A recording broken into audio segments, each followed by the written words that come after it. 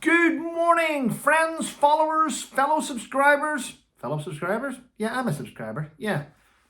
My army of Tremors and Coldest, thank you very much for tuning into this morning's rant. Now, what you will notice is the last couple of days, I've been doing my daily rants on this channel, my alternative channel, to try and bolster it up again. Why not? It's free. Right, people, it's Wednesday. Wednesday morning, I've had handover takeover. Yes, my son left his mum's house this morning and headed to the bus to get the bus for school, the school bus, along with another 20 or 30 kids that get in that bus. At that stage, his mother came across and she handed me his bits and pieces that we do in the exchange. We had a coffee, we had a chat. And guess what? Yes, the bus didn't turn up today to pick the children up. And unfortunately, that means all the children today, where I live, are at home. School's been informed. Well, do you think you could... Excuse me? Do you think you could bring them in? I don't drive a bus at school, so the answer is no to that. Not my fault, your fault. Okay, we'll have to put them down as an absent.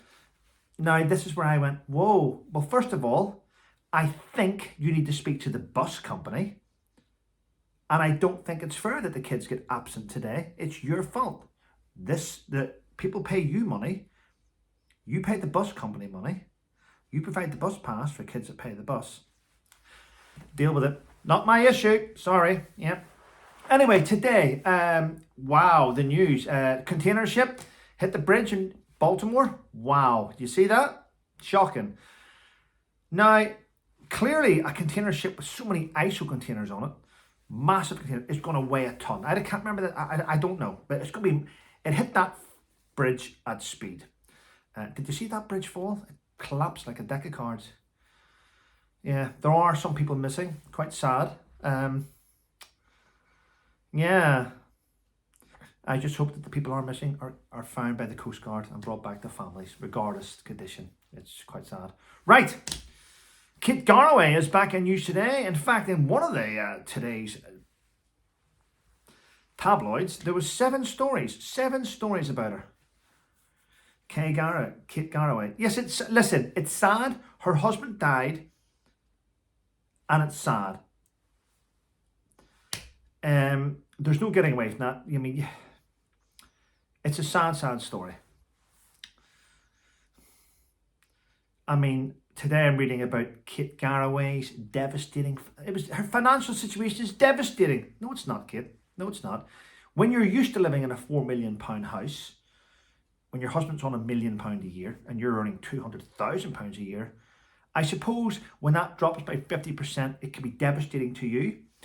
But that just shows you the level where you do not understand what it's like to be an ordinary member of the public. And many families out there are surviving on 10, 12, 18 grand a year. Yeah. I suppose it's devastating not to be able to attend red carpets or fly to, I don't know, fancy places. Most people go to Blackpool if they can, or Cornwall if they can, or at least, you know. But anyway, there we go. Right, I think the third part of a series is out tonight on some channel. Anyway, that if you are into that type of thing, go and watch it. If you're not, then don't. What else? What did I write there? Oh, I'm sure you've all heard of the pizza places. Now, we all know Pizza Hut, don't we? We know Pizza Hut. There's quite a few restaurants there. Now, there's one out there called Papa John's. Papa John's! Now, in America, a lot of Americans say Papa John's is a fantastic pizza. It tastes beautiful. That's what they say. But here in the UK, Papa John's has been struggling. But not for the reasons you think. Papa John's have been struggling because they got probed for, let me get this right, £230,000 COVID fraud probe into Papa John's in the UK. Also, sex assault allegations at Papa John's. Yeah, that as well. And there's also allegations that they took the knee over BLM. There's all that, and it's in the papers today. But that's not my complaint with Papa John's. No, I'm gonna be honest with you. Papa John's opened up in Felixstowe probably about a year and a half ago. Beautiful little place. You can't miss it. It's on the corner. And there's only one really high street in Felixstowe. So when you walk up the high street, you'll see it on the corner. I think it's beside Tesco's Extra. Well, I'm almost certain. But I ordered a Papa John's. Sitting on the sofa, we ordered what we wanted, the drinks we wanted, little extras. 2.5 hours. 2.5 hours. Papa John's to deliver. Phoned up several times saying, excuse me, we ordered 40 minutes ago. Excuse me, we ordered an hour ago. Excuse me, we ordered an hour and a half ago. Several phone calls to Papa John's. And when the driver eventually turned up at the door, he knocked the door and he looked distraught. Clearly that driver had a bad night. He says, how long have you been waiting? I said, 2 hours, 2.5 hours. Okay. The pizza was freezing. It looked like the driver had ran with it because the pizza was in half and it was in shit state. And I phoned up Papa John's and says, listen, this pizza's arrived in shit state. And I'm going to be honest, the pizza was cold. It was folded over in the box. I threw it in a bin. So my personal opinion with Papa John's, my own experience, is that they're absolute shite. And I would never, ever buy a Papa John's pizza again. Yeah, anyway, that's a fact. That's got nothing to do with the COVID probes and all the stuff today in paper.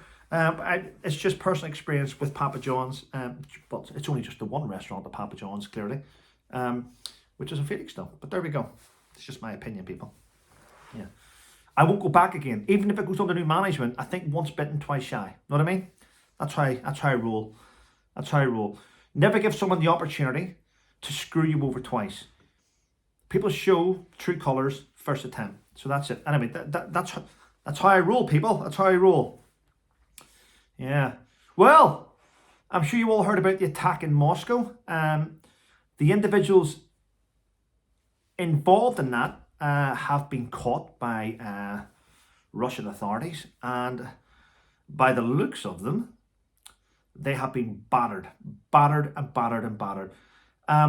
Listen, Moscow, Russia, different parts of the world don't deal with things the way the West does. If you're caught carrying out a terrorist atrocity in some countries, basically you've signed your own death warrant, basically, and that's it. Yeah, move on. We'll talk about that. What have we got here? Now, I've looked at things today. Please check it out. I know there's lots of people watch this that are nurses, but I'm going to say this. The NHS has never been thought of as low in the history of the organisation. The majority of people don't trust the NHS. The majority of people don't respect the NHS. They have failed. I got to see, during COVID, opened up a lot of people's eyes. Yes, we had that woman that got an MBE because we all clapped at our doors. But every time we were clapping at our doors, we seen the Nightingale Hospital open up. We all flapped. We spent the taxpayers billions thrown at the NHS. And I don't know what for. I really don't. It's quite sad that the Nightingale Hospital wasn't even used. Where did all those beds go? Because currently there's people lying. I mean, my friend Richard, that will be watching this, had to wait to get a bed. Not well. He's had operations now on his stomach, and it doesn't matter what's going on with him. But the thing is, he's waiting for a bed. There's people waiting for beds. Where's all the hundreds and hundreds, thousands of beds that were bought? We bought beds. We built hospitals. We did all this. Where's all the stuff gone?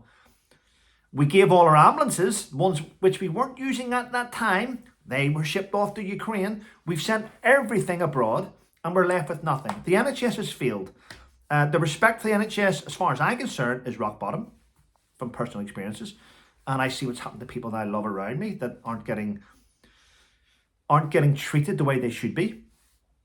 I have seen the NHS in certain health clinics say, oh, Mr. Colt, you're not on our books anymore. Why is that? I haven't moved. How come I'm not on your books?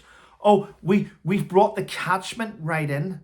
Oh, so now where does everyone where I live go? You go straight to A&E. Oh, so now we're putting more pressure on A&E. And here's the problem. Why are we going to A&E? Because certain places have influx of people that go there and they take priority over the taxpayers. Think about that how you will. Let's get back to the story. A 77-year-old man who needed an ambulance waited over 30 hours for an ambulance because paramedics had just started a 3-day strike. That is what has been brought up in an inquest into why he passed away. Shocking. Absolutely shocking. Now listen, people say, oh, Trevor makes it up. He doesn't make it up. It's all in black and white. I'll put links to the description. Look at it yourself. Look at it yourself. Yeah. Yes.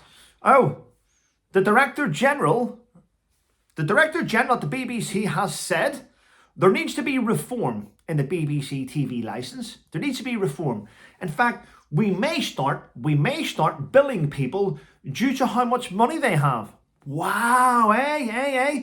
Yeah. Listen, I'm going to tell you this now, people. You don't need a TV licence if you don't watch live TV. If you don't watch live TV and you don't watch certain shows, you don't need a TV licence for Netflix. You don't need one for YouTube. You don't need one for Amazon Prime. Stay off the BBC, stay off live shows, and you will be fine. That's the way to go. The BBC definitely does need defunded. It's a political organisation which endorses things which none of us actually care about, which is quite sad. Yes, it's got Strictly Come Dancing. You don't need to watch that. You don't. Go back and DVD. Get it cheap. Get it at a car boot sale or something. Yeah. Isn't that weird? So imagine having say a 3-bedroom house, and you've got a TV in your main living room and you've got a TV upstairs, right? And you're paying less for those 2 TVs than someone in a bigger house with 1 TV. But because they've got more money in a bigger house, they have to pay more. I mean, what a way to go, the BBC. They wouldn't need that money if they got rid of half their staff. Shocking, isn't it? But there we go. And the one thing I've seen today is WME, which is an organisation which looks after talent, looks after artists, looks after Meghan Markle. Isn't it weird though that a lot of the so-called celebrities that are being represented by WME are anti the Princess of Wales, putting out little snidey marks, aren't they? Just saying. Anyway, listen, people, thanks for watching my daily rant. I do appreciate all the support on this channel. Share it big and wide, and have a wonderful day and stay safe.